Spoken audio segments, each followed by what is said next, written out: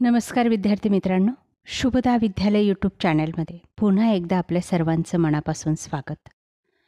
आज आपण इयत्ता 5वीच्या वर्गाचा मराठी विषयाचा तास घेत आहोत आणि या तासाला आपण मराठीची प्रथम घटक चाचणी परीक्षा म्हणजेच आकारिक मूल्यमापन चाचणी 1ची प्रश्नपत्रिका उत्तरासहित सोडवणार आहोत. ही प्रश्नपत्रिका चालू शैक्षणिक वर्षाची 2025-26ची. हेच प्रश्न आपल्याला परीक्षेमध्ये येणार आहेत.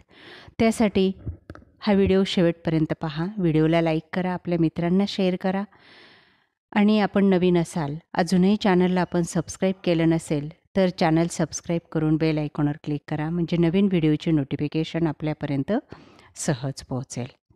त्याचबरोबर यानंतर आपल्याला कोणत्या विषयाची प्रश्नपत्रिका हवी ते सुद्धा कमेंट करून नक्की सांगा.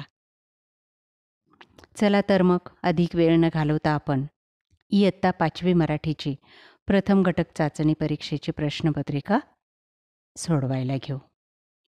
इयत्ता 5वी विषय मराठी प्रथम घटक चाचणी प्रश्नपत्रिका 2025-26.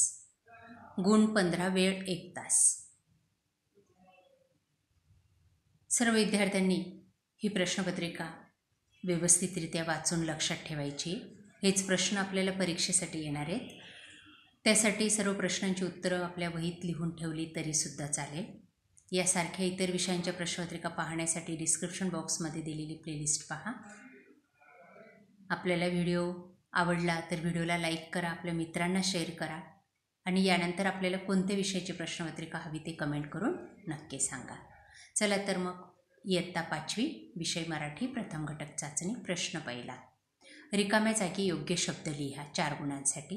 बघा, पहिली रिकामी जागा आहे, तुझिया पायी तनमन धनमी वाही आले. दुसरं आहे, वाघणीच्या पायाचा तळवा आयताकृती असतो. तिसरं आहे, आज कविता भारतातील अव्वल धावपटू आहे. चौथं, मुंगी हा समाजप्रिय कीटक वसाहत करून राहतो. त्यानंतर ब भाग, एका वाक्यात उत्तरे लिहा. 1. कोणत्याही खेळाडूसाठी कोणती गोष्ट महत्त्वाची असते? उत्तर, कोणत्याही खेळाडूसाठी शारीरिक व मानसिक तंदुरुस्ती महत्त्वाची असते. दुसरं, मुंग्या नेहमी कशासाठी तत्पर असतात? उत्तर, मुंग्या नेहमी स्वतःचे आणि वसाहतीचे संरक्षण करण्यासाठी तत्पर असतात. तिसरं, माहेर या कवितेतील नदीकाठच्या मातीचा प्रकार कोणता?